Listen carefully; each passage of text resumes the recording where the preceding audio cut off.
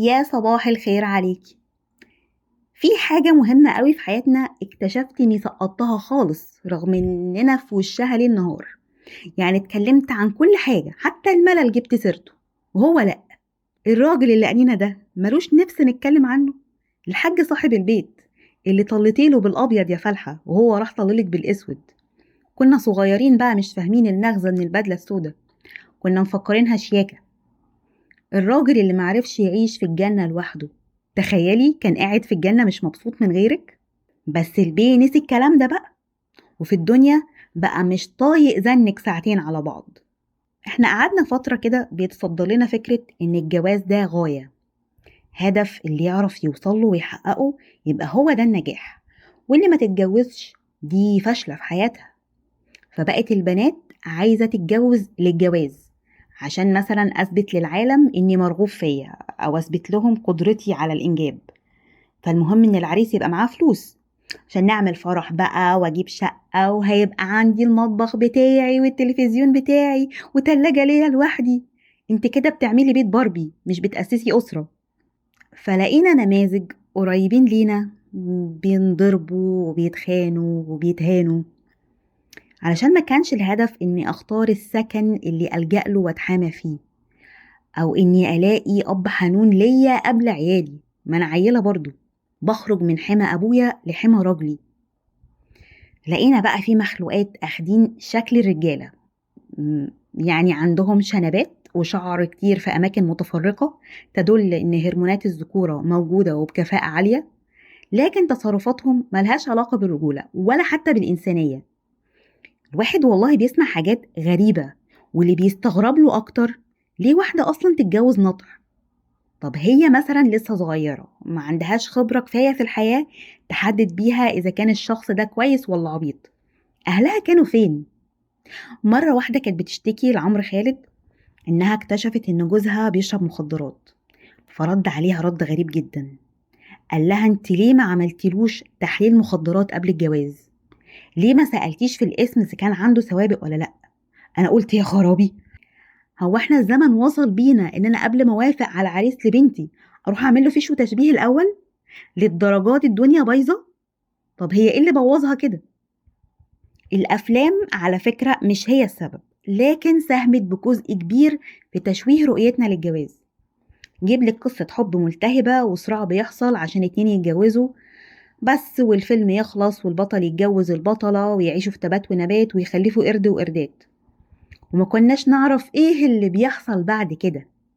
يعني بنفكر بقى ان الحب هيفضل مولع في الذرة وناره ما بتطفيش، مش بنعرف ان فيه مسؤوليات وهق ومق وتربق وفيني وجعك. بالذات اول سنة دي اصعب من الثانوية العامة.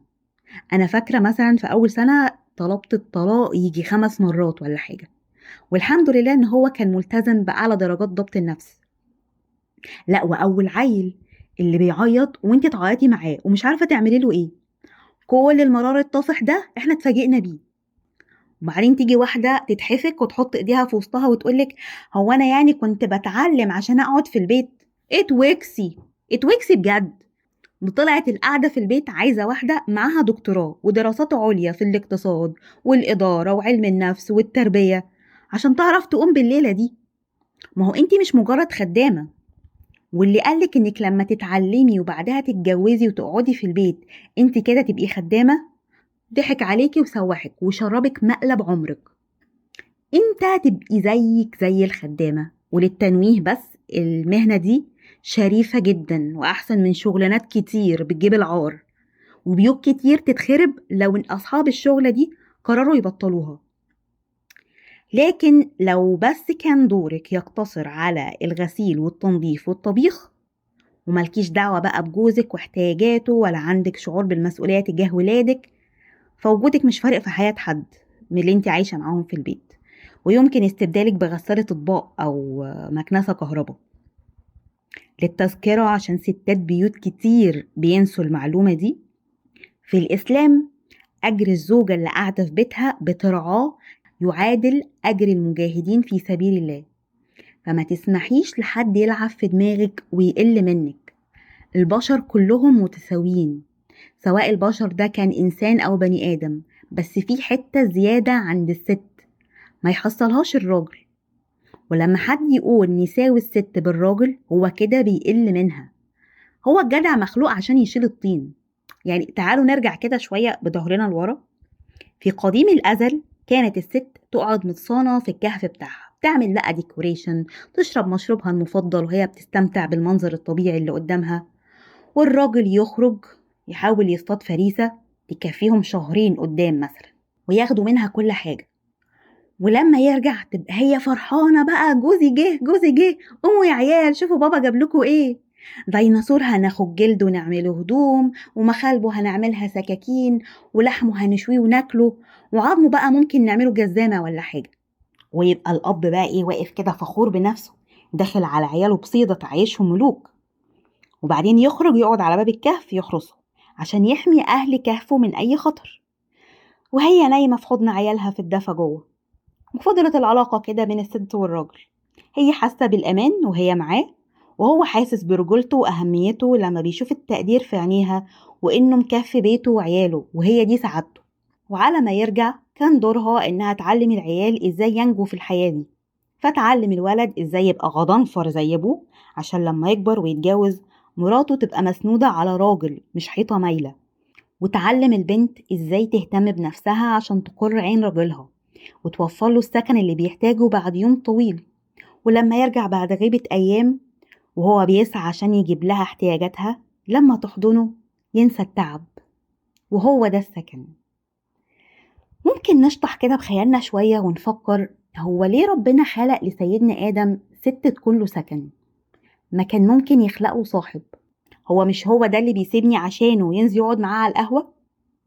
ولما يبقى مخنوق يسيبني برضه ويقول لي هسافر معاه أغير جو؟ طب ما كان من الأول يبقى عنده صاحب معاه من البداية، كانت الدنيا بقى كلها تبقى رجالة. ولو على التكاثر واستمرار النوع، كان ممكن مثلا ربنا يخليهم يتكاثروا زي البكتيريا، يقعدوا يفقسوا كتير كده، بدل ما اتعشم انا ويدخلي بيا في الاخر. لا، وكمان عشان ما اجيش بعد الموضوع ده بكذا قرن اطالب ان ابقى زي الراجل. ما هي لما الدنيا اتطورت والإنسان ساب الكهف وسكن في كومباوندات، الست بقت تقول اشمعنى هو يشيل الطين وانا لأ؟ انا لحد امتى هفضل قاعدة في البيت معززة مكرمة؟ لا انا لازم اتبهدل. طب يا ستي ما هو اتخلق عشان يشيل الطين عنك. لا ماليش دعوة، انا عايزة اشيل الطين زي زيه. اشمعنى انا ابو شنبات هو احسن مني في حاجة؟ ده انا زيه بالظبط. ولا انت بقى مش متنور وهتضلمها علينا وتخلينا متخلفين حضاريا؟ كان في عصور الحكومات متعمدة تعامل المرأة كمواطن درجة تالتة، يعني مش بتهتم انها تتعلم او تتثقف ومش شايفاها في العموم، وحرمها من حقوق كتير. بس ده مش لنقص في المرأة. الحكومات وخصوصا الاستعمارية كان هدفها يبقى المجتمع جاهل وغير واعي وسهل يتساق. طب ده هيحصل ازاي؟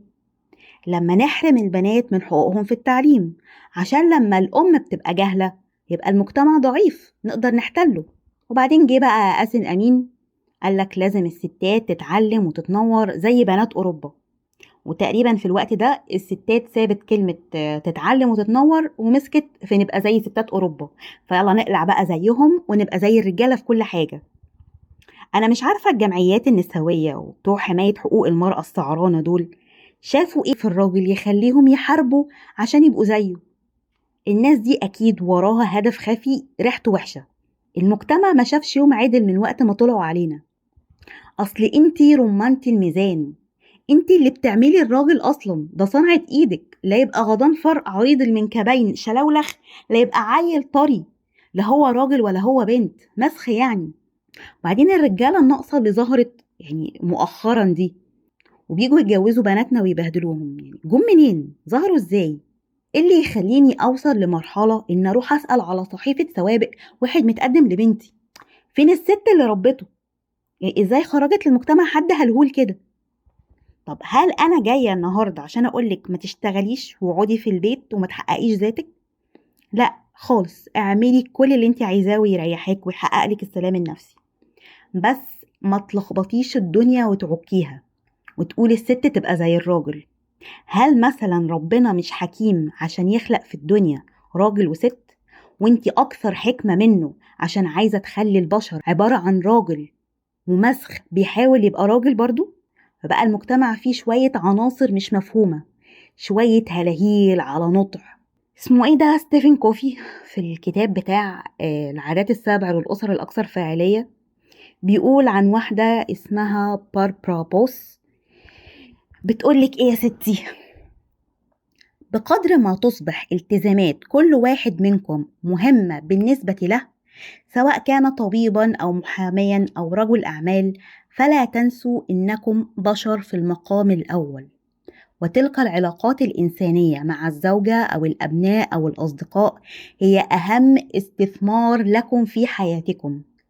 وعندما تأتي خاتمة أحدكم فلن يندم على فوات فرصة أو ضياع صفقة أو بطلان حجة، بل سيندم على مضي الوقت دون الجلوس إلى زوجة أو طفل أو صديق أو أب.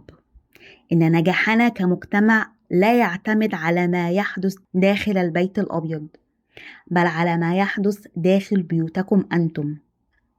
وأنا على اقتناع بأننا إذا أنهكنا أنفسنا بالعمل في كل مناحي الحياة وأهملنا الأسرة، فسيكون كمن يحاول إصلاح كراسي السطح على سفينة تايتانيك الغارقة.